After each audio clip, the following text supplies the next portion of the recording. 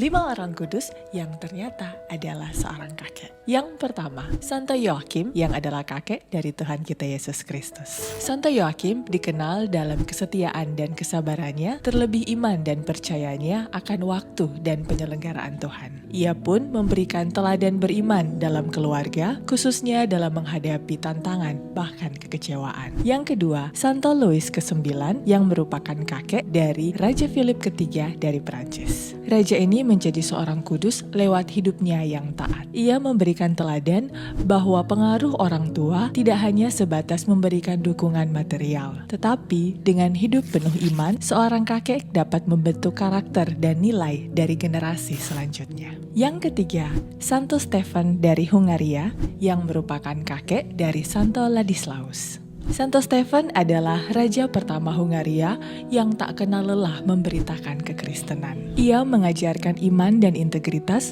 tidak hanya pada keturunannya, tetapi pada seluruh komunitasnya. Dengan warisan ini, cucunya pun kemudian menjadi seorang kudus. Yang keempat, Santo Leopold ketiga dari Austria yang merupakan kakek dari Santa Gertrudis dari Nivelles. Orang kudus ini dikenal dengan keadilan, kesalehan, dan kemurahan hatinya. Ia mendirikan banyak biara-biara dan mempromosikan perdamaian di wilayahnya. Dedikasinya untuk menumbuhkan iman dalam keluarganya mempengaruhi banyak generasi. Hal ini pun yang menjadikan cucunya Santa Gertrudis menjadi seorang kepala biara yang dihormati dan akhirnya menjadi seorang kudus. Yang kelima, Santo Albertus Agung. Meskipun bukan kakek kandung, namun Santo Albertus Agung dianggap sebagai kakek spiritual lewat bimbingannya kepada Santo Thomas Aquinas dan banyak cendekiawan lainnya. Sebagai seorang teolog dan ilmuwan yang brilian, Santo Albertus Agung menunjukkan bagaimana iman dan akal budi